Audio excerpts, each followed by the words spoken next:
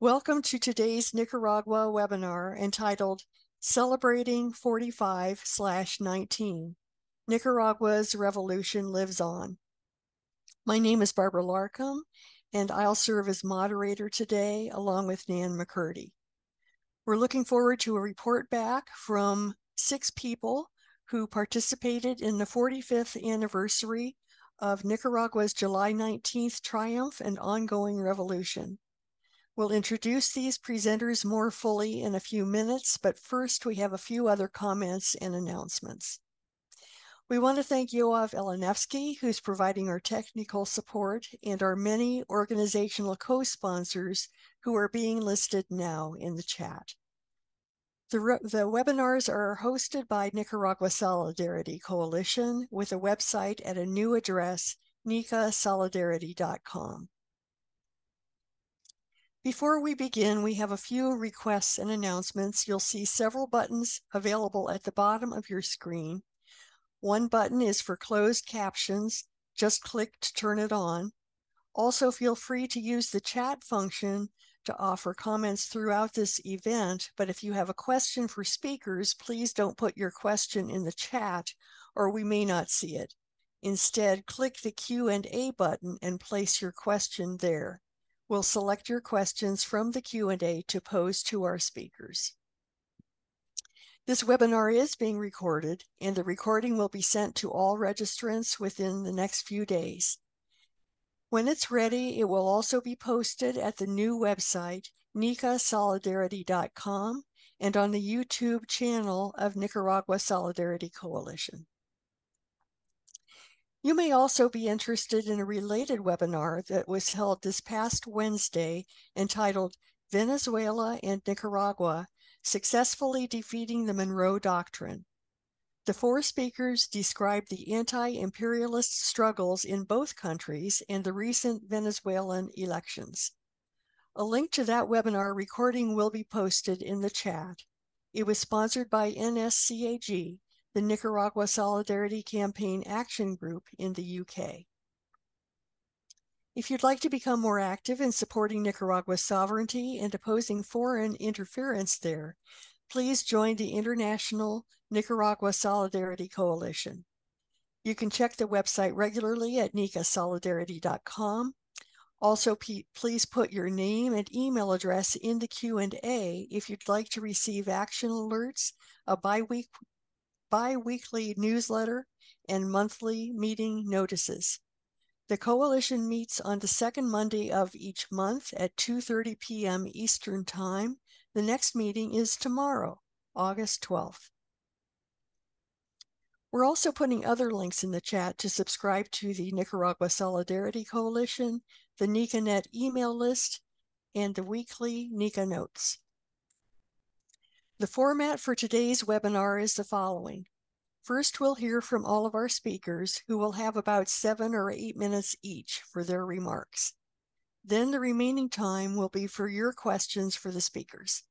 Please do keep entering your questions in the Q&A throughout the webinar. Our first speaker is Natalia Burdynska Schuurman.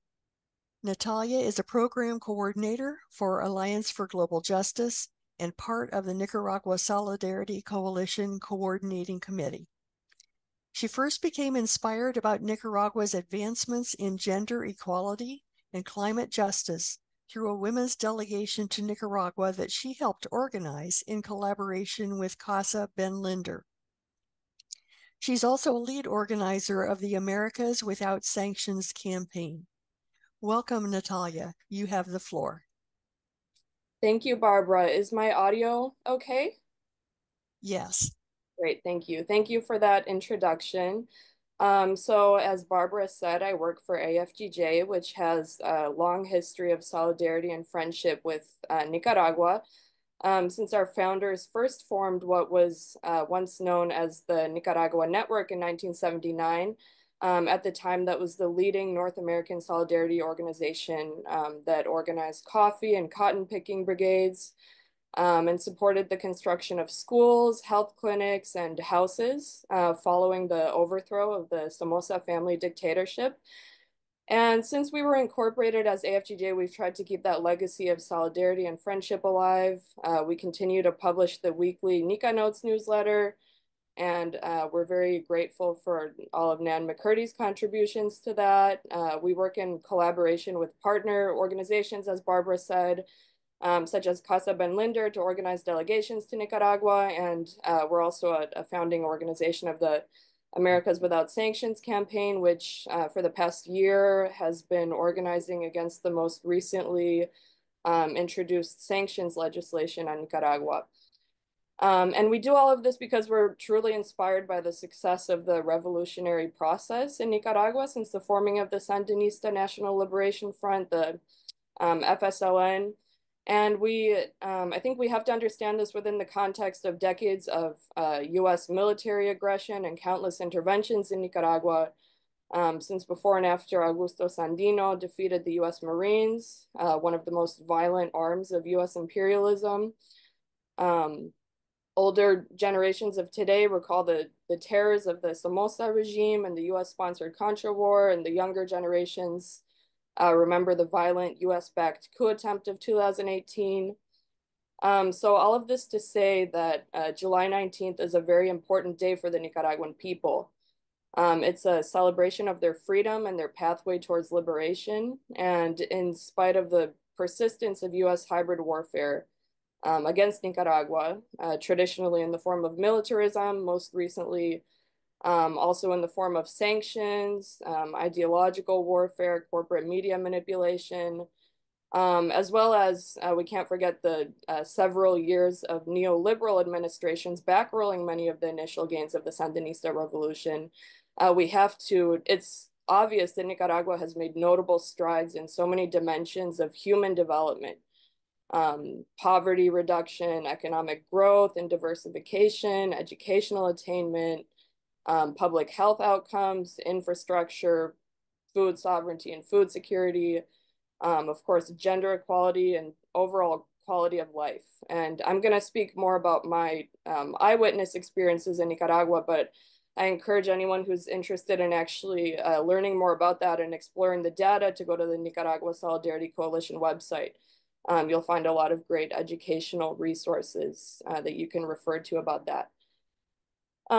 So all of these gains are very evident in the level of life satisfaction that you observe as soon as you step foot in Nicaragua. I think it's no coincidence that Nicaragua is among the highest scoring countries on the World Happiness Report, and the Ortega administration has very high approval ratings. And this is because the Nicaraguan people truly trust their government. It's a government that is governed by the people.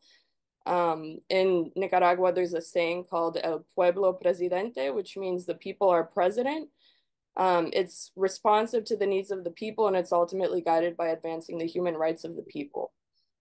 So this July 19th was my third visit to Nicaragua. My first being the women's delegation Barbara mentioned that we led in January of 2023. And I think some of you on here were also on that delegation. I found it very inspiring. We met with women who were active in all realms of civic and political life, from community organizers, self-employed unionists. I think something that's very interesting in Nicaragua is that self-employed workers are actually organized.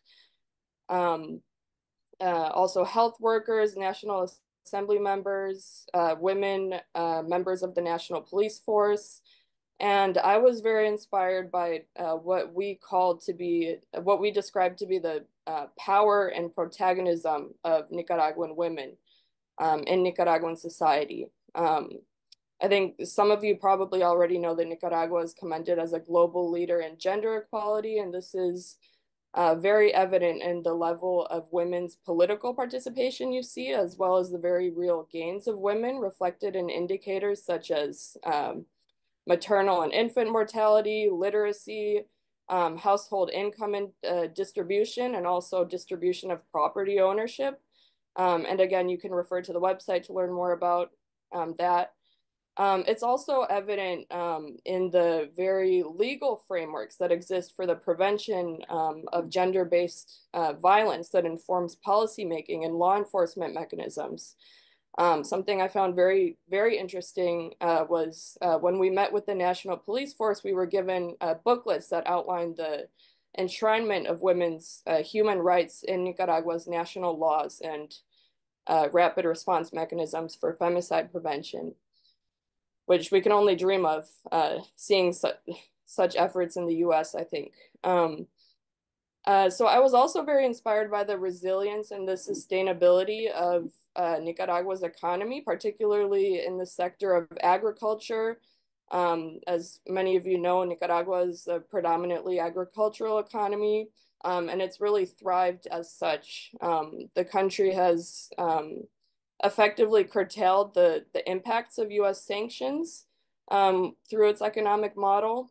And during this delegation, we visited two of the most prominent women-led farming collectives in Nicaragua, Gloria Quintanilla and Las Diosas, and we learned firsthand about some of the agricultural techniques they use, such as crop rotation for biodiversity and climate change adaptation, companion planting for crop health and pest control, worm composting for soil regeneration.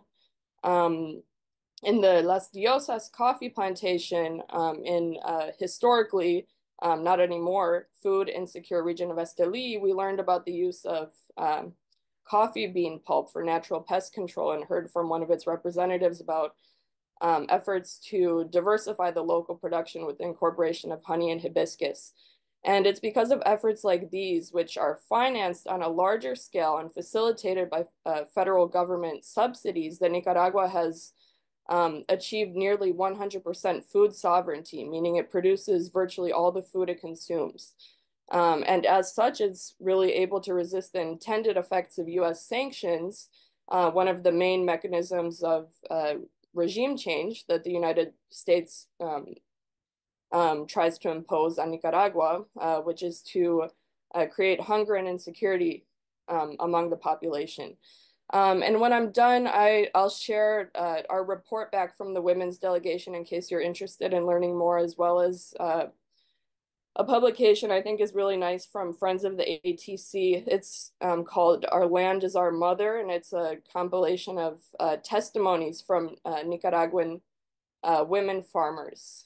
So I hope this sheds some light on why I believe July 19th is such an important day for the Nicaraguan people. Again, it's a celebration of the country's continued peace, prosperity, and progress. And I think as internationalists, we have a lot to learn from Nicaragua's example. I think the Sandinista revolution has shown us that building another world is possible, a world that can bury the legacies of colonialism, patriarchy, and imperialist domination. So thank you for giving me the space to share why I support the Sandinista revolution and why I joined the Nicaraguan people in celebrating the 45th anniversary. And I hope this inspires you to see Nicaragua with your own eyes. Thank you, Natalia. That was great. And I certainly echo your urging people to go see Nicaragua for themselves. It's a wonderful place to go. Okay, so our next speaker is Jason Cohen, who is a Nuyorican activist who organizes around various anti-imperialist struggles. He's a member of Workers' World Party and Friends of Swazi Freedom. Welcome, Jason. Hi, thank you so much for having me. And I was so honored to be able to go to Nicaragua on a delegation of Casa and experience the July 19th festivities. As a member of Friends of Swazi Freedom, I am, you know, really focused on building internationalist relationships in order to, basically create a united front of anti-imperialist struggle worldwide. And going to Nicaragua, it was just so amazing to see how internationalism is truly, and it's integral to the revolution and the revolutionary consciousness of the people. Throughout my trip in Nicaragua, we saw memorials such as in Leon, in which they basically had placards of, you know, fallen Sandinistas, but also Jacobo Arbenz, the leader of Guatemala that was deposed by the U.S. in 1952, I believe. And they had Allende from Chile, and they really throughout my trip in speaking with Sandinista cadres and just listening to the speeches of Ortega and other leaders, there is this huge recognition that the Sandinista revolution is not just a revolution for the Nicaraguan people, but the defense and the continued construction of it is necessary and is the Nicaraguan people's contribution to the worldwide anti-imperialist struggle. Because as Nicaragua, as we saw in the festivities, you had countries like Russia, Vietnam, South Ossetia, Burkina Faso, all these countries that are currently struggling against the neoliberal, that hegemonic neoliberal order headed by the US and its allies in the EU, in order to basically build I guess you could say, a counter-hegemonic, economic system, a separate system of capital circulation in which these countries can develop their economies without being firmly exploited by the transnational corporations that are aided by U.S. imperialism. Um, and as Natalia spoke about the food sovereignty, with my comrades in Swaziland, this is a very important issue because Swaziland is a tiny country. It mainly exports sugar to the EU and has to import most of its food for the population from South Africa.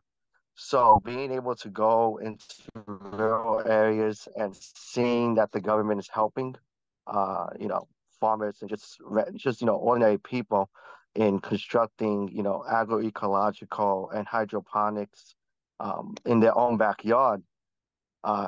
These are tactics that have been created by the Sandinistas and created by the creative energies of the people in the face of U.S. sanctions, hybrid warfare, in order to really, basically develop their country because it's been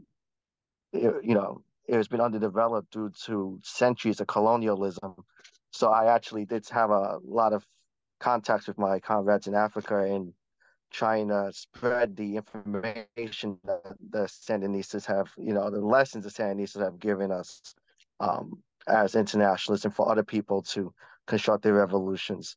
One of the most amazing parts of my trip was listening to the teachers union speak about the different pedagogical methods that the government is supporting. I just came out of college and I have so much, I have student debt that's going to, impact me for many years of my life. And they were talking about how the government has sponsored a basically a virtual program in which anybody in Nicaragua can get for free.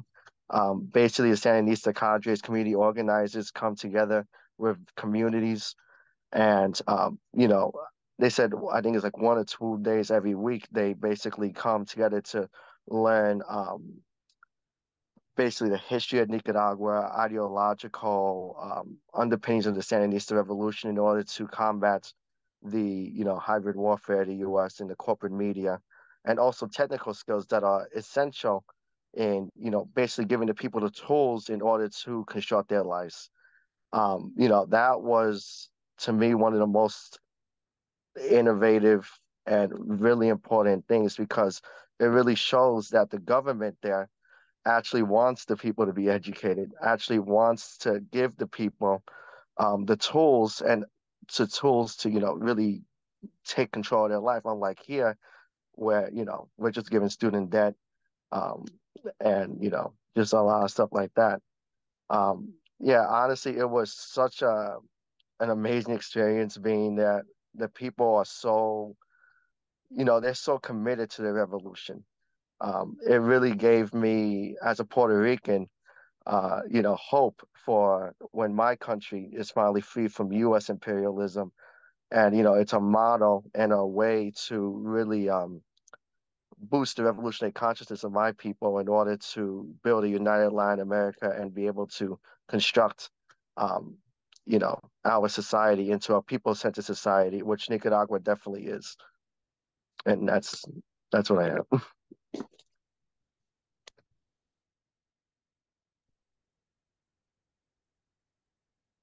Thanks so much. I wanted to make sure I wasn't muted. Okay. Okay, so thank you very much. Our next speaker then is Petros Bein, who is a member of Black Alliance for Peace, Baltimore, coordinating team, Sons of Reawakening in Frederick, Maryland, and Young People for Progress. Petros is also Maryland state organizer for Ujima People's Progress Party and an African working person who's concerned with our current situation. Petros, you have the floor. Hi, y'all. So this is I've never been to a socialist country, first and foremost. So this was my first experience. I've traveled out of the country to various places, but the first thing I thought when I went to Nicaragua was it reminded me of Ghana and just how like the people related to each other. Obviously, the situation and the context are different, but and also probably my beginning experience in Nicaragua was in Bluefields, which is the African Autonomous Zone, which was amazing to me. I loved it. And just I went with the flow with this thing, which was perfect for me because I'm not versed in Nicaragua. I'm just a little commie in United States. Um, but it was very rainy, something that I noticed immediately. But then we just the hotel we stayed at, I thought was very interesting. And then immediately I started asking questions about pirates because there were boats and how close we were to the water and just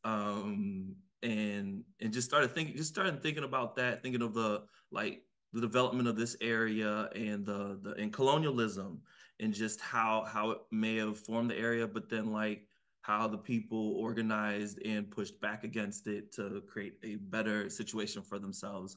Then we had a really good conversation with a museum, the curator at a museum that just started talking about Africa and the Afro descendants, which but I didn't even have my notebook. If you know me, I keep a tiny little notebook around and write in it a lot.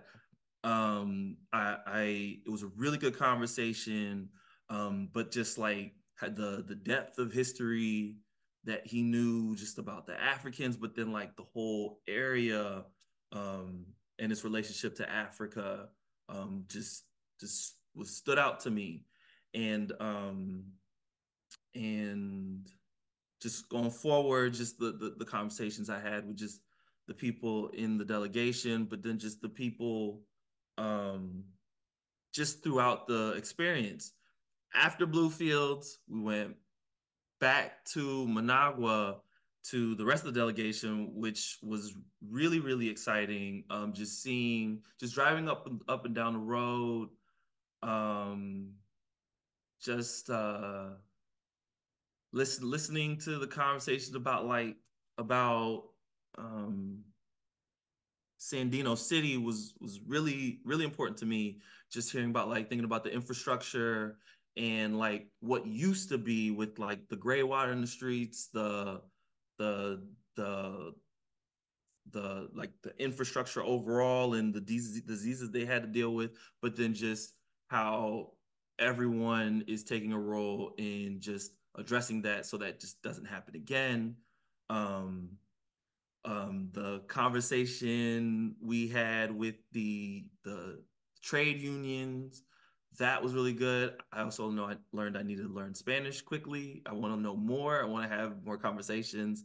But just how organized the workers are there and how organized the communities are there just has like my brain firing.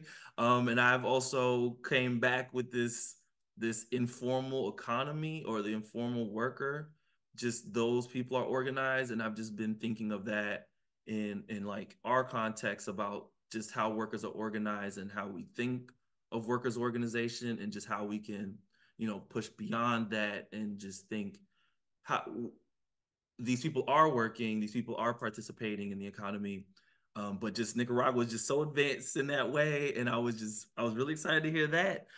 Um, then oh, so just a little personal. I had caught COVID on the trip. Everybody took care of me. Everybody, I communicated really well. And the day before, I call it Revolution Day, the 45th anniversary, I was in bed, and I remember walking up to Becca and I said, "Hey, I'm not feeling too good." And I was laying up in the window, but then when we got to this, I don't know what to call it. I call it an experience. I don't quite know. I can't process it. But everybody was out, but it didn't look like something like the 4th of July here. Like, it looked like community organizations had stepped outside, guided traffic, clapping people in, waving to people, and then just like the excitement that I saw at the event was just like, I don't know, it was mind blowing to me. Um, and again, I keep telling people I don't quite know what I experienced because I was sick, but I do know that those people love their country and they are organized, and they're organized in a way to address imperialism. That's kind of what I've been thinking about. Their country to like, not necessarily stabilize, but like develop that international relationship with people in the Western Hemisphere. And they're like two things: organized to address imperialism, but also the way they speak about Nicaragua. It's almost like you could touch history and live in it at the same time. I'm rambling a little bit, but I'll just leave it there. I do really want to say thank you to the Nicaraguan people for letting me in your country, and giving me all these great ideas. Thank you so much. Okay, so now we'll hear from Brandy Gonzalez, who is a Bronx-born queer Afro-Boricua anti-imperialist organizer with a passion for health and wellness. Brandy, you have the floor. Hi, my name is Brandy Gonzalez, proud member of Bronx Anti-War Coalition, and really did enjoy. It was my first time in Nicaragua. It was my first time in a state that is an adversary of the U.S. And like a state that's not one that I'm from. I'm Dominican and Puerto Rican, so seeing and engaging with a community that was different from my own was very impactful.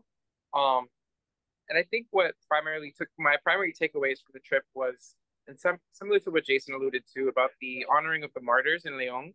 I think that's something that having a plethora of memorials and memorializing martyrs and heroes is significantly different than what we see here in New York City, where we have like Columbus statues and like folks honoring like imperialists and colonizers. I think that just juxtaposition is from honoring people that are worth honor, as opposed to honoring people that have done harm historically, really reshaped the way that I think about how we memorialize and how we teach our history in the U.S., at least here, and like doing a little bit of education work. Because I think the people of Nicaragua, they understand their history, they know their history because it's so recent, but also because they're seeing it everywhere. They're seeing the statues and they're seeing folks at the iconography of Sandino and the revolutionaries of FSLN. And yeah, I think it was pretty powerful to make those connections or see that kind of like contradiction in the US, where we're celebrating or honoring people that don't deserve that honor. And then in addition to that, I think what another primary takeaway for me was in Nueva Vida, seeing the communal care, as opposed to the healthcare system in the US. I think like I've never seen a nurse or anyone visit someone's home, aside from like if they're like a home health aide, like if that's a different context because that's like a very specific job. But there's lack of care in that. But in Nueva Vida, when we were doing clinic tours of people's homes in the neighborhood, everyone in the community was so well knit and well put together, and understanding that, okay, my neighbor needs help with his diabetes, he needs to up his sugar, this and the third. They understood each other and their health concerns and what they needed to do.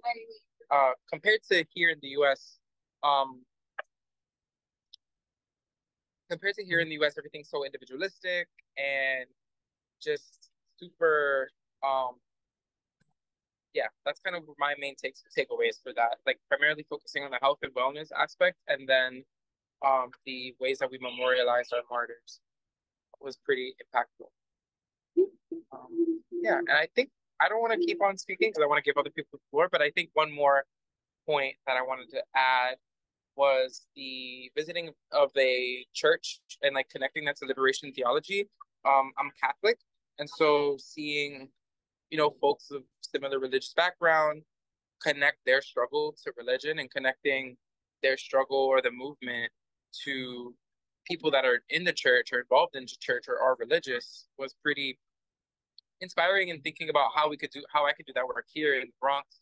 Because the Bronx has a very reactionary, there are reactionary elements, and so it's because of the ways that our communities are listening to like the news and connecting that news to their conversations in like their churches and things like that. Like people in the Bronx are listening to Telemundo and getting imperialist narratives of countries instead of understanding the roots of their own oppression and connecting that to, anti-imperialist struggle. So that's my three primary takeaways.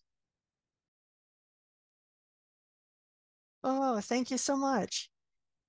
Okay, so next we'll hear from Yhamir Chabur, who is a Colombian American who was born and raised in Queens, New York City, where he currently resides. He's a part of the Troika Collective, which is a diasporic anti-imperialist Latino collective started in Miami.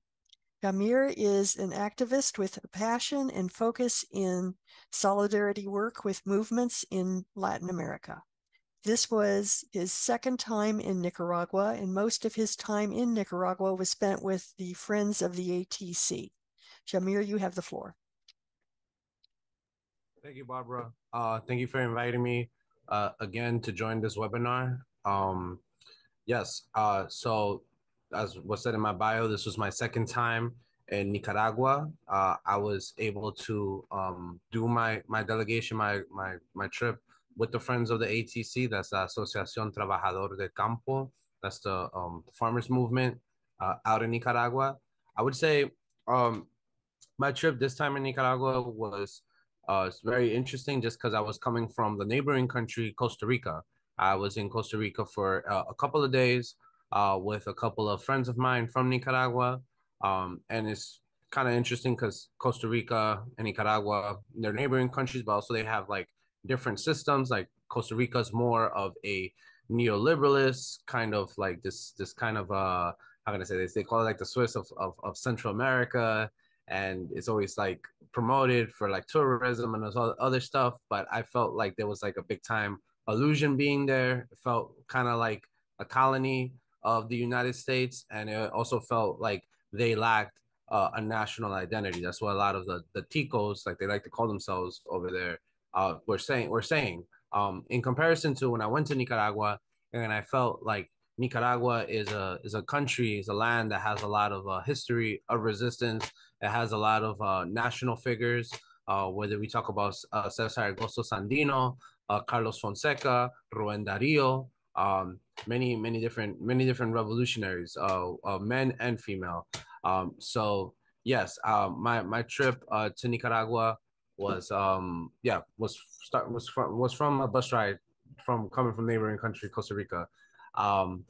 But yeah, I was able to go to like some like, and I also was able to catch some parallels with this type of trip as well. Like another thing I wanted like to mention was I remember with the friends of the ATC, I had the opportunity to go to like these farmers like haciendas like these mountains that it was like dragon fruit pineapple mountains uh in like these like rural area of Nicaragua, because Nicaragua is very like advanced when it comes to the farmers movement. And I'm speaking this as like somebody who's also of like I'm of Colombian descent, and Colombia has had like a big time struggle, you know, when it comes to agrarian reform, when it comes to the representation of farmers. This is why in Colombia there's been a over 60-year protracted armed struggle. In comparison with Nicaragua, that Nicaragua is able to achieve this with its Sandinista popular revolution in 1979.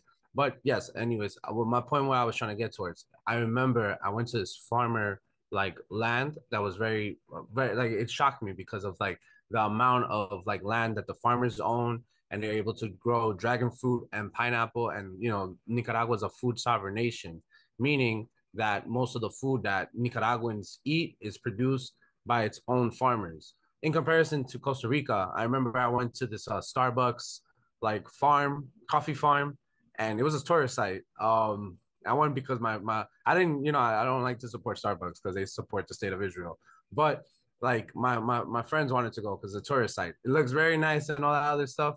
You know, you see the waterfalls, all that beauty. But in the reality of it, the farmers and the workers do not own that land. The land is owned by a foreign corporation. That's, you know, I wanted to share that because I saw that was a complete difference when I went to Nicaragua, as well as other events that I attended. I would say the July 18th, the eve before the triumph of the revolution, was very nice. I visited some communities. I was walking with an ex Sandinista fighter named Geraldo, and he was taking me through the different neighborhoods, seeing how the youth are celebrating the eve before the triumph of the revolution. And then after, you know, the day after, the July 19th, was wow, it was amazing, you know, just seeing the people in the Central American country celebrate this victory, you know, for their country, for Central America, and against imperialism. It was, you know, I didn't get to be part of like the ceremony, like as far as other people that came from the US or other places, but I was able to be in the streets. I remember I was in the calle Bolivar y Chavez, like where there's the big Hugo Chavez monument. I was able to be there with the people, see the big screens over there, and see that beautiful, like it was beautiful to see the youth, the Central American youth wave the flag of Nicaragua and the FSLN flag, and sing a lot of these songs. You know, I think it's amazing. Also, the Sandinista revolution really produced a lot of different songs that it's like intergenerational. You have many different generations singing along to these songs, and also just to see the amount of different international representation. Because sometimes, you know, what I feel from the left, at times in the US, and it's just, you know, it's my own like opinion, I feel like at times people say that like in comparison to Cuba, the Cuban Revolution or the Venezuelan Revolution, they say the Nicaraguan Revolution is not internationalist. But you saw a lot of international representation. You know, you saw over like 5 African countries. You saw a representative from Russia. And you had Leila Khalid from Palestine, which she spoke, you know, there's like a connection also I learned recently between the Sandinista revolution and the liberation of Palestine, between this fighter. I think I forgot his name, but he's like half Irish, half Nicaraguan, that, you know, fought alongside Leila Khalid for the liberation of Palestine. So it was just it was amazing to see Leila Khalid there, you know, supporting the Sandinista revolution and making kind of that connection with Palestine, because there's a big time connection when it comes to the fight for liberation and for the colonized peoples of the world. So yeah, I feel very happy. I'm very also inspired just to see, you know, that to be a part of this year's celebration for the 45th anniversary of the Sandinista revolution. And I would also say too, just another thing I would also like to add to folks. It's amazing just to see how Nicaragua, you know, empowers all its martyrs, whether it's Nicaraguan or other folks that fought for Nicaragua. Like there's also a Puerto Salvador Allende commemorating the ex-Chilean president Salvador Allende, but also the fighters, the Chilean fighters that fought in the Sandinista revolution, as well as other fighters like Che or Hugo Chavez, and even U.S. activists like Ben Lindor, where I was able to be part of an activity with all of y'all in the space in the Casa Ben Lindor, and as well as folks like Brian Wilson, an ex-Vietnam veteran who blocked a train that was coming with arms back in, I believe, in the 80s. You guys can correct me if I'm wrong, but that had arms shipments for the Contras, and he sacrificed. He's still alive with us, but like it was a bold move that he made, and the Nicaraguan people appreciate that and honor that. So I think coming with that, like this webinar is a testament of like U.S. activists like ourselves from the belly of the beast, connecting with Nicaragua and defending her self-determination.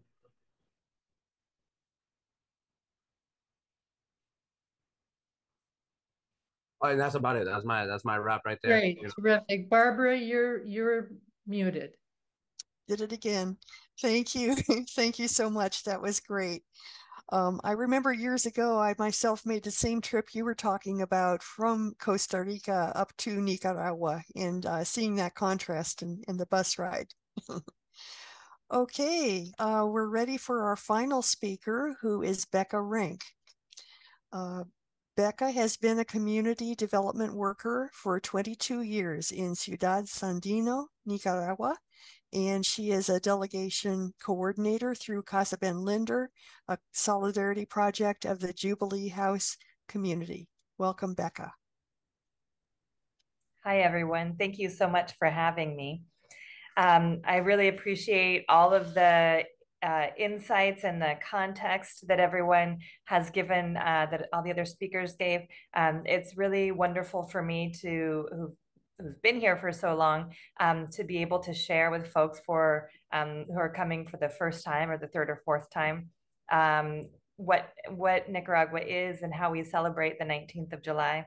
I think it's a really special time for all of us. I'm going to share some photos here with us. I hope that you can see that now. That is an aerial view of what we looked like on the 19th of July. So this is right down in the city center in a giant plaza, and the official celebration was held here. The top of the heart up here is where President Daniel Ortega, Vice President Rosario Murillo sat, along with more than 100 other people. We counted on this side 50 people, so there must have been at least 100 other people up there sharing the stage with them. And then our groups were spread out throughout this, making the heart, and the rest of the heart was made up by Nicaraguans. The Sandinista youth were there in force, and it's pretty amazing. And we actually didn't know where we were when we sat down. We weren't aware what we were until they started showing on the jumbotrons the drone view of what we looked like, and I could see everyone's reactions going, "Oh my gosh, we're a big heart!" So that was really fun. Today, I would like to talk to you a little bit about the experience. I just want to point out that this year was not only celebrating 45 years of revolution in Nicaragua, but I was celebrating 25 years of celebrating revolution in Nicaragua. The photo on the left is me there in 1999 at the 20th anniversary of the revolution, and on the right this year and the 45th anniversary. I want to talk about family. This is my family celebrating the 19th of July over many years in the plaza, over lots of different 19th of Julys, because family is really the backbone of Nicaragua. And all of Nicaragua's projects begin with family as the nucleus: family, community, country. And so the element of family is really important. This year, I was able to had the privilege of accompanying 2 different delegations to Nicaragua, accompanying the Solidarity and Action delegation, which Brandy and Jason were part of, and accompanying the Revolutionary Families delegation, which Petra was part of. And I'm going to talk a little bit about, in particular, the families delegation. Fittingly, our daughters here, this is Aveline on the left and Orla on the right, helped to welcome the families delegation to Nicaragua. We wanted to make a delegation space that would be friendly to people who wanted to bring kids and celebrate with their families. And these families discovered many different treats for Nicaragua, zip lining, swimming at the beach, many different beautiful parks. In fact, a new park was inaugurated in Managua on the 17th of July, which is the day of joy in Nicaragua, the day that Somoza left the country. And it was a joyful celebration.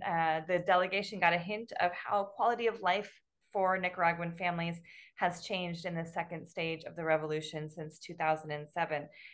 Natalia spoke about some of these. There are fundamental changes that have transformed lives for Nicaraguan families. And I think when we talk about what people are really celebrating on the 19th of July, you know, there's a lot to celebrate, and it's also been hard won. So I think that people have a very, Nicaraguans have a very strong sense of what has been what's been sacrificed to get to where the country is today.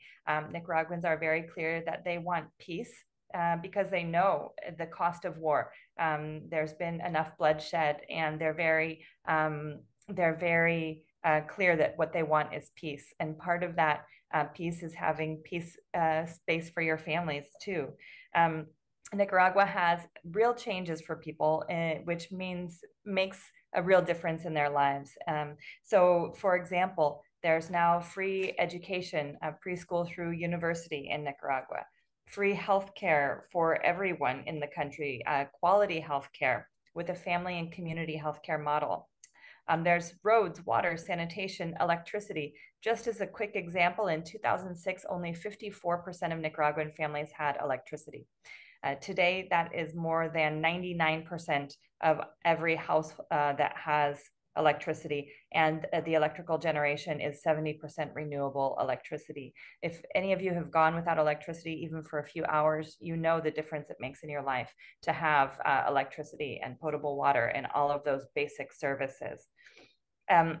These changes improve the quality of life for families immensely. And I think the importance of these changes for people and real changes really should not be underestimated. On a macro scale, Nicaragua has had sustained GDP growth of 5 to 10% in recent years, and now has 90% food sovereignty. But do these macro changes translate into real progress for Nicaraguan families? Well, in 2006, the GDP per capita in Nicaragua was $990. At the end of 2023, that was $2,500. That's a huge change for families in a short period of time. And Nicaragua now has an emerging middle class. But what we learned in our delegation was that quality of life is not just economies and education and healthcare, it's also recreation. And the revolution has been working on bread and roses. So in the last 17 years, Nicaragua has built 2,082 municipal sports centers around the country, 1,063 parks, all of which have free Wi-Fi, by the way, 186 cultural centers where they give free classes to 542,000 students of dance, art, choir, music, and 1,100 art schools in rural areas. There are now 5 times more baseball stadiums than there used to be, and our groups got to visit several baseball stadiums and see baseball games while they were in country. There is a lot to celebrate in 45 years of revolution, of Nicaragua's revolution. Our Solidarity and Action delegation met with the National Federation of Workers, and as part of that meeting, they heard Professor Jose Antonio Cepeda speak. He's the General Secretary for the National Teachers Union, ANDEN. And our group asked the question about what can Nicaragua do to support revolutionary efforts around the world. Professor Cepeda answered that Nicaragua is an example of resistance to the Monroe Doctrine of overcoming empire, and the example itself is valuable for teaching and giving hope. He said, the most important thing that Nicaragua can do is to keep our revolution alive.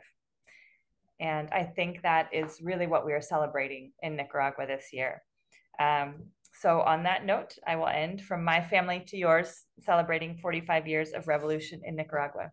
Thank you. Thank you, Becca. That was great. Now we're going to go to our time of questions and answers, and we need more questions. So you go to the Q&A and write your question there. We only have right now one question. What did you all learn about the influence of Christianity inside the revolution in the past and in the present? Anyone want to answer that? Becca? I wonder first if Brandy particularly mentioned it. I don't know if Brandy wants to take a stab at it. Brandy?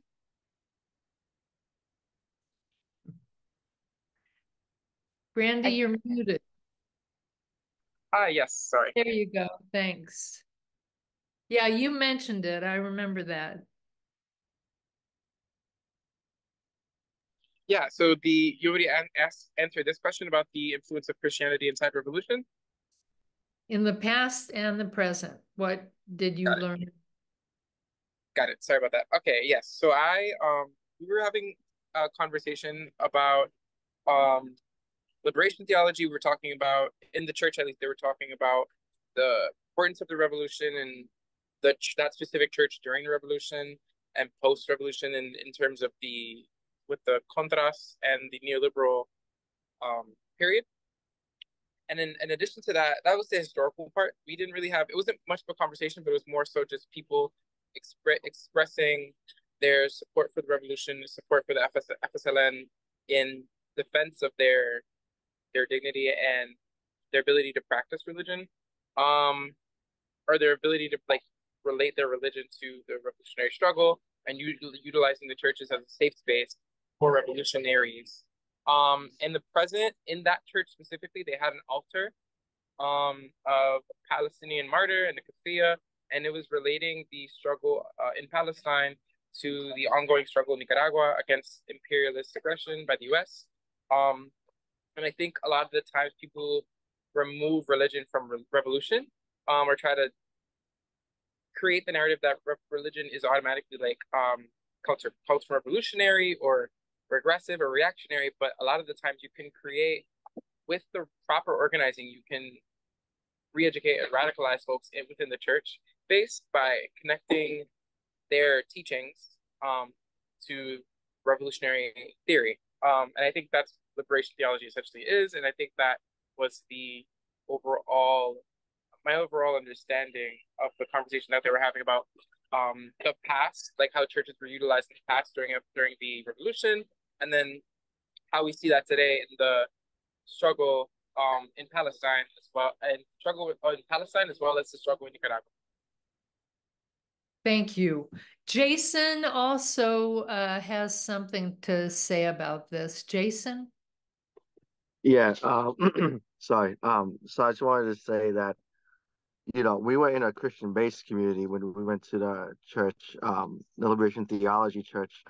And, from talking to people there, but also, reading history, we have to recognize that not only in Nicaragua, but throughout Latin America, these Christian-based communities were integral as spaces of resistance, whether it was in Brazil, El Salvador, Chile, and they played a real role of basically spreading a Christian humanism, which was to a point inherently anti-capitalist. Many of the Christian liberation theologians, whether Ernesto Cardenal from Nicaragua, Oscar Romero, whose picture was actually in the church that we went to, or Gustavo Gutierrez, they realized they have a different interpretation than of the Bible and liturgy than other more institutionalized Catholic institutions did, in which, they believed that it was the a necessity for priests and other members of the clergy to basically help struggle alongside, the oppressed masses in order to create, I guess you could say, the city of God in that, you're not waiting to die to go to the city of God. You're trying to make it on earth. And that was a really big thing that I felt when we were in the mass that day, in which they recognized that basically the principles of justice, against oppression, it doesn't end once Somoza is gone, but it must continue in building the revolution. And that's why liberation theology is really integral also to the whole ideology of Sandinismo and the whole ideology that's underpinning the construction of the revolution in Nicaragua. Thank you. Barbara? Okay. We have several good questions here now. Here's a question from Lucy Murphy. What artists and musicians did you meet? Who would like to take that?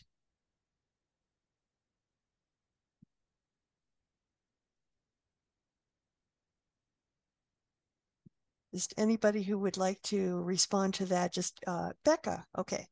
I'll just respond quickly to say that I don't know that all of our groups met artists and musicians, but all of us saw artists and musicians on the 18th of July, which is there's vigilias all around the country. All public parks have music, oftentimes live music, and our groups went around on a tour of the different vigilias in the parks in Managua and wound up at the on the main boulevard.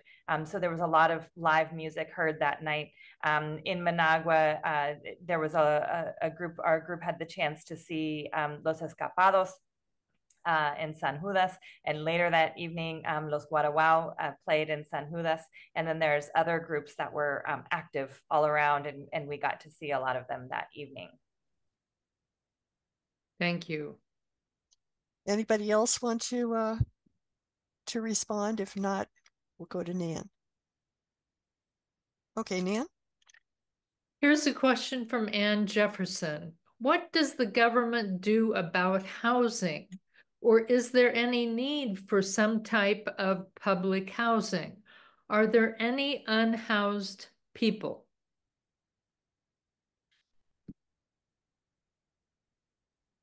Anyone? Remember, it can be just your impressions. You know, we understand you're not experts on. Okay, Petros. I don't know. I've just been thinking about just uneven development recently, but it looks like in Grenada, it didn't look like there were unhoused people, but there were quite a few people outside on the streets. They could have just been out there, but I didn't see a lot of unhoused people, similar to like if I saw in DC or parts of Maryland.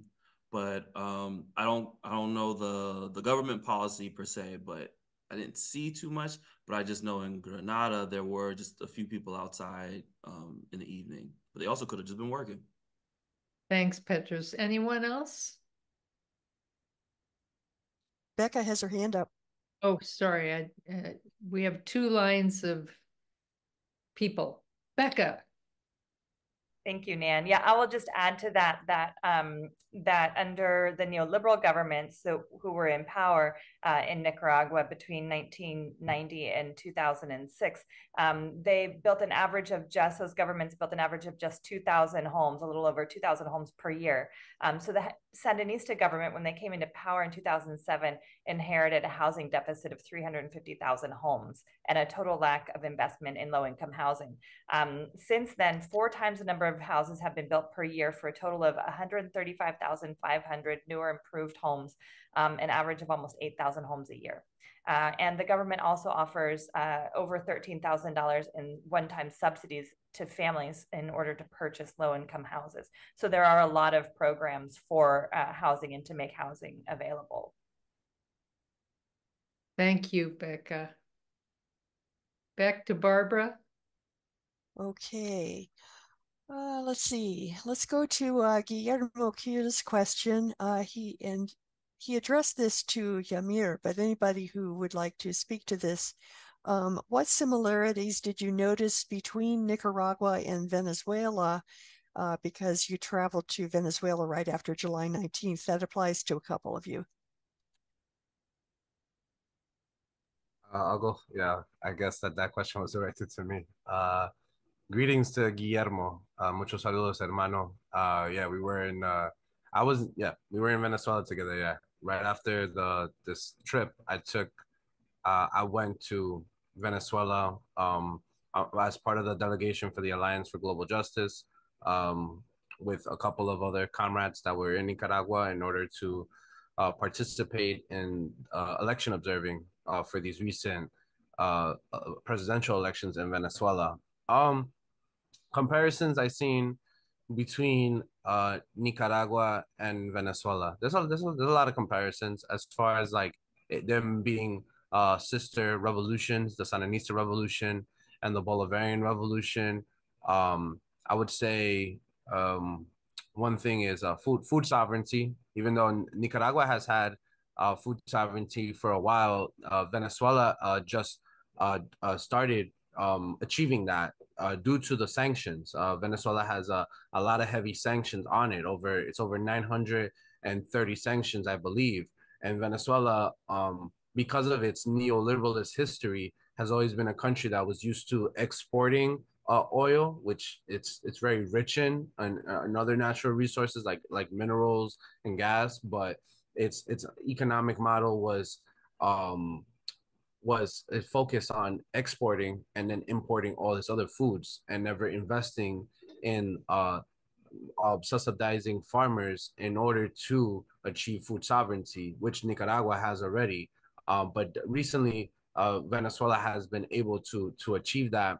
And I think it has to do with a connection with Nicaragua. I remember when I visited Nicaragua in 2021, they said like this program called the Via Campesina, this organization that it started in Nicaragua with the support of Commander Hugo Chavez.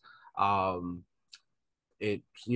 support farmers in Nicaragua, but also worldwide against the struggle against multinational corporations and for food sovereignty. Because, a country can only be sovereign as far as it being able to provide for its people. And I remember learning about how that due to this program, there were Nicaraguan farmers, Sandinista farmers, that would go to Venezuela and teach, the farmers and the communes, like the communal councils and the communes, which are like, I would say it's like the backbone of the Bolivarian revolution, separate from the bureaucracy of how for them to be self-sustainable and grow their own foods. So I would say that's a big time parallel. And I would say what else as far as the elections too, one of the main pillars of Venezuela is the elections. You saw a lot of people come out in the streets and want to support Maduro, and it's not a support for a figure, which is Nicolas Maduro. It's support for a project, the revolution, for it to maintain its sovereignty and its integrity. And that's the same thing with Nicaragua as well. When they keep because the news media keeps saying, oh, Daniel Ortega is a dictator, this and that. Why does he keep running for different terms? And it's not about Daniel Ortega. It's about people voting. The Nicaraguan people making the decision that they want to keep the revolution in power and continue with this project because it promotes self-determination and sovereignty for the people of Nicaragua. The same thing right now is going on in Venezuela, that the United States is trying to attempt a coup d'etat on the democracy of the Venezuelan people. So I would say yeah, you know, there's a lot of connections between the people of Bolivar and the people of Sandino. I remember one time reading, I think there was something that Sandino wrote, because Sandino was also there's a connection to Sandino was always a supporter of Simon Bolivar. He has this writing called el Supremo Sueño Bolivariano, the Supreme Bolivarian Dream, you know, which was for the unity of our Latin America and the Caribbean. So you know, there's a connection between Sandino and Bolivar. The same thing with Comandante Daniel Ortega and Comandante Hugo Chavez, and now our president Nicolas Maduro. So yeah, I don't know, that answers the question between connection between Venezuela and Nicaragua. Also housing too. I forgot, we were talking about housing as well. Venezuela also has a big time housing program in wanting to house. It's called Misión Vivienda, the housing mission, to want to build more housing for the population of Venezuela. The same thing in Nicaragua. So yeah, that's I think there's many other comparisons, but I don't know if anybody else wants to jump in. Yeah, I was wondering about Natalia because she also went to both places. Natalia, do you have something to add? Yeah, I'd maybe elaborate a bit about the political economies of Nicaragua and Venezuela. I think definitely Venezuela has a more industrialized economy. There's a lot more industry than Nicaragua, and that goes back several decades. Venezuela was once one of the, before it transitioned to socialism, it was once one of the wealthiest countries in the whole of Latin America, I think.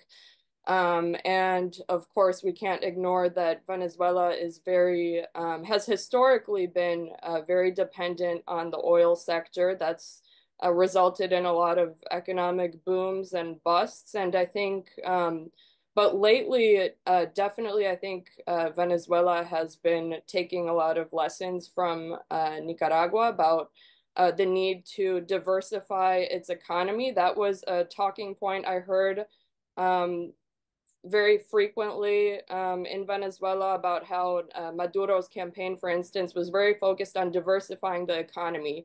And it's also clear that they're focused on empowering investing more in the agricultural sector, which Nicaragua does. It provides a lot of federal subsidies and microloans, grants with the help of the Central American Development Bank to small-scale farmers and farming collectives in Nicaragua, and Venezuela is kind of doing so through its own institutional structures as well.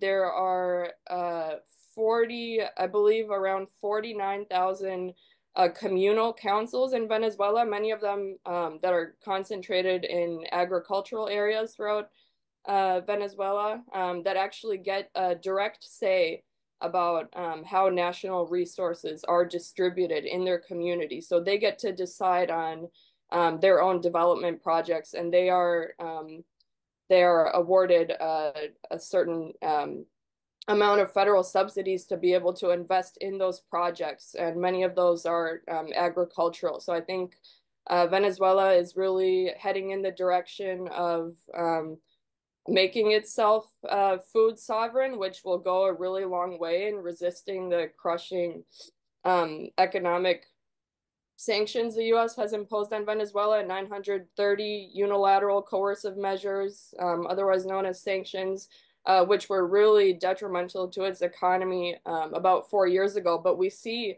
how Venezuela has been resisting that. It's really taken a very positive turn in its economy, and is going from about 80% dependence on food imports to being nearly food self-sufficient. So I think in that way, it's taken a lot of lessons from Nicaragua. Well, Thank you so much. Go ahead. Can I say one more thing too? I would also say, you know, yeah, like it's very important to always connect Nicaragua and Venezuela. Also Cuba, you know, we can never forget like the godfather of the revolutions, you know, 59. You know, it's always interesting how everything starts at the end of 9. 59 is Cuba, 79 is Nicaragua, and 99 is the Bolivarian Revolution. All different segments of like resistance in Latin America. This is why, well, I come from a group called Troika, and that group, it started out in Miami by Cuban and Nicaraguan, anti-imperialist revolutionaries out in Miami. And Miami is funny because it's a city full of like reactionaries of all three of those countries, Cubans, Nicaraguans, and Venezuelans. But still, I still like to go to Miami, like in case I can never go to Nicaragua, in order to go buy flor de caña, very delicious rum. And also go to, like, they have a chain over there called Frintangas. But I won't talk about politics, but I would say, yeah, these are the troika of resistance in our Latin America, in our Americas, to always defend, from Martí to Sandino, to Bolivar. I would say one thing I did like in Nicaragua is how they have the big commemoration to Commander Hugo Chavez. I don't think you really see that in other countries, like you see commemorations for Simon Bolivar. They actually say Nicolas Maduro, president who won the elections, said that there are more statues of Simon Bolivar in the United States than in other places around the world, which is very interesting in the empirical core. But yeah, in Nicaragua, they have a big homage to Comandante Chavez. That's one thing I wanted to also express, because I always love going around there. I hung around there for the July 19th celebration. But I was also going to say, too, one connection I thought about between Nicaragua and Venezuela, to recommend people this artist that his name is Sandino Primera. Like, Sandino Primera is a very good Venezuelan, like, folk artist, revolutionary, and he is a son of a very famous Venezuelan revolutionary singer, Ali Primera. I don't know if people have heard of him. Like, Ali Primera was a Palestinian Venezuelan. That's actually one of Hugo Chavez's favorite artists. But he sang a lot of like folk music, in support of Vietnam, in support of the Black Panther, Black Power movement in the United States, in support of the revolutions that happened throughout Central America, El Salvador, and Nicaragua. That's why he named actually one of his sons Sandino after the great.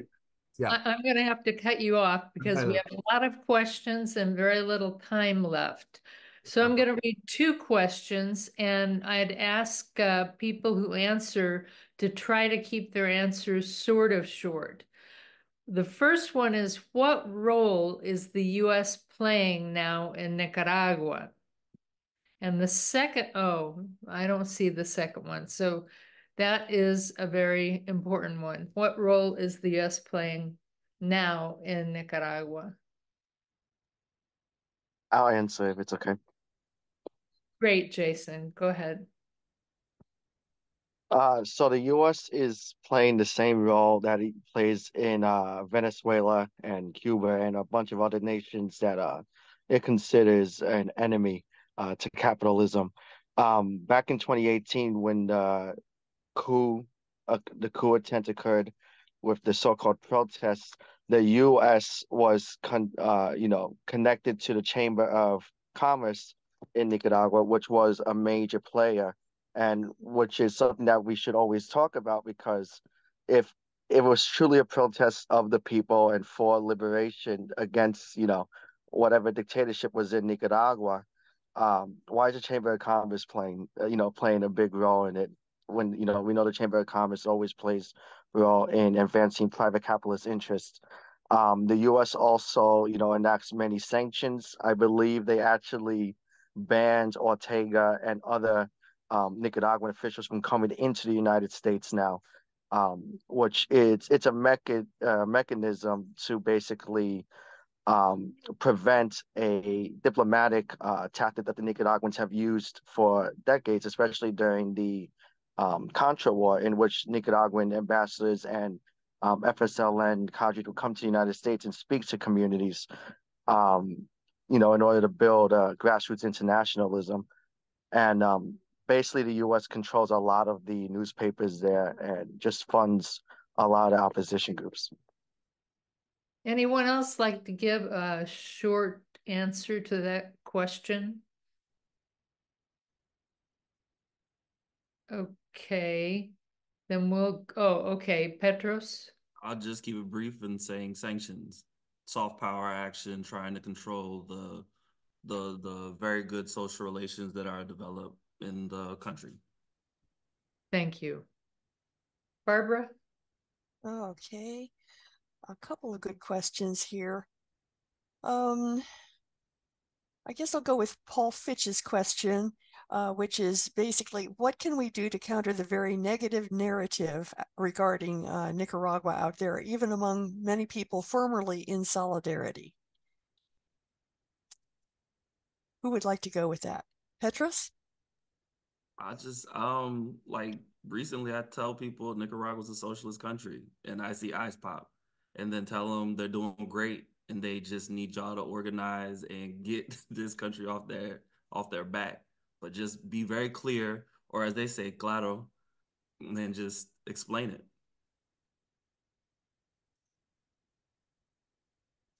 Yhamir? I would say I would actually promote tourism in the sense of like, you know, me coming from Costa Rica, I would say Costa Rica is expensive to do tourism. I'd rather do tourism in Nicaragua. And they actually say, I say that because they say it's very expensive for even Costa Ricans to do tourism in their own country. And they go to Nicaragua to do tourism. And it's awesome because it's like you get the best of like many worlds. Like the fact that Nicaragua is very safe and it's a socialist country. And, you know, that's a way of kind of like, it could like actually be a good presentation to folks that like, you know, they would never think that like to go to Nicaragua for these reasons, because the way Costa Rica gets promoted, you know, I'm just putting that out there like that. And like, you know, that way I feel like that would kind of like, it's a way of kind of like fighting against the media war in this image of Nicaragua, you know, because I speak to people from other Central American countries and they think that people in Nicaragua are like suffering. Like when I speak to people from El Salvador or Honduras, and it's like, no, it's like when you go over there, you see like that it's not perfect. Nicaragua is not perfect, but I would say it's not as bad as other places, and they're trying to have a model to work from, you know, in order to improve themselves. So I don't know. I would say like stuff like that, you know, go over there, you know, like it's a good time. So yeah. Okay, anybody else? Nan? Well, here's a basic question, but interesting. Where did you stay during your visit? And did you have a chance to meet any government officials?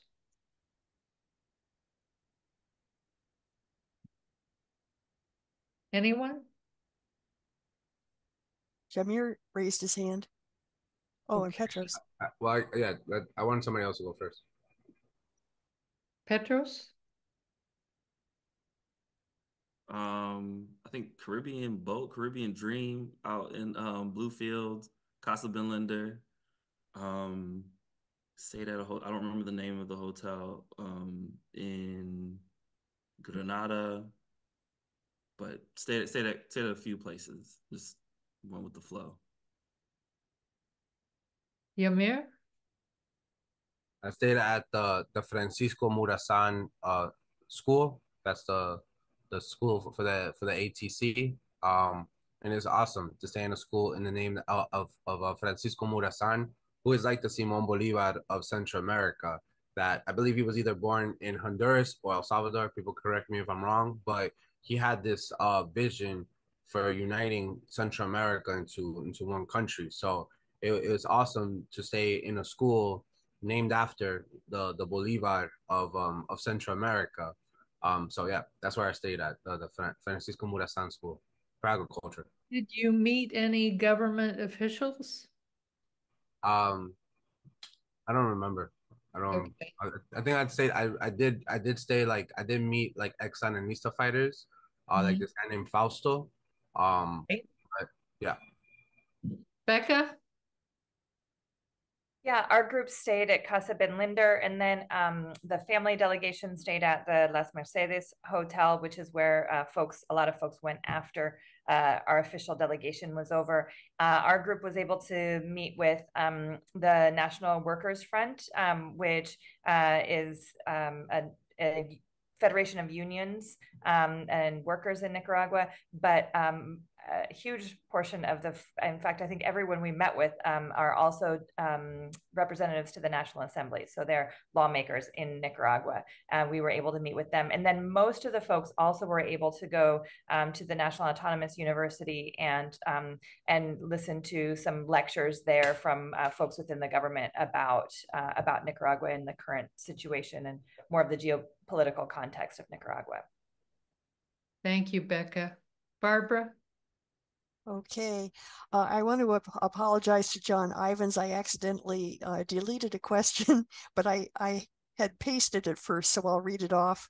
Are fighters trained at Fort Benning, formerly called the School of the Americas, still engaged in Nicaragua? I'm pretty confident that the answer to that is no, that there's no connection any longer. Anybody want to add something to that? Becca?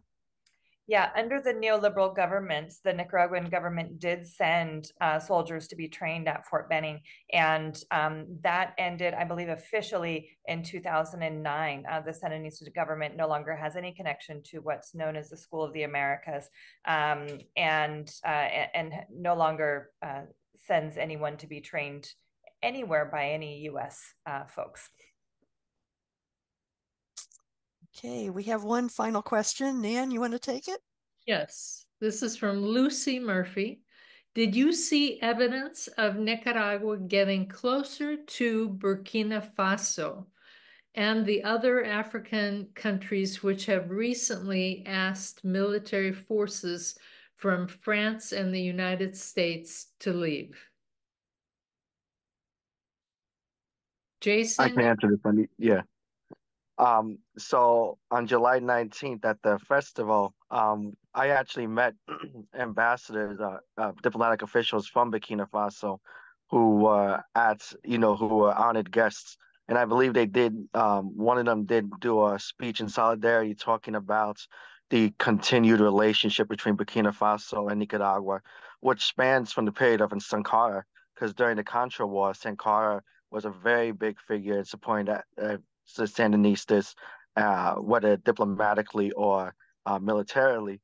And I'm connected with Burkina Books, which is a very big cultural and political center in Burkina Faso at this moment. They actually sent a whole delegation and met with FSLN figures and had a huge thing. So yeah, Nicaragua is continuing to foster that relationship, and not even just Burkina Faso, Zimbabwe, we have a long history. But Nicaragua, like I said earlier, is really trying to contribute in constructing I guess say, alternative world economic system, and solidarity with Burkina Faso and all these other nations is integral to that project. Thank you. Barbara? Anybody else want to add to that before we close out here? Okay. Okay, Yhamir. No, I would also say, as far as also a connection with Burkina Faso, I found it interesting, like the other speakers that came from other African countries, like Algeria. I think it was a message from Zimbabwe, and also like you had the grandson of Nelson Mandela that spoke, and he was one of the speakers for the July 19th ceremony. So like that shows how Nicaragua is connecting more with Mother Africa, and also with like this movement of like trying to, in support of this multipolar world that we're now witnessing. So yeah, that's all I wanted to just mention. That's great. All right. Well, we are nearing our close here, and so I'm going to say, if there's anyone who has any final words that they'd like to offer before we close out, this is your chance. Aha, I see flags waving. Any final words from anyone? Okay. Well, I think this has been a very interesting, a very informative webinar, and I want to thank all of you for your participation in Nicaragua, in Venezuela, and at this webinar. Thank you so much. And we'll get the recording out as soon as we can. All right. Bye for now. Thank you all. Thank you so much. Have a great day. Viva Sandino.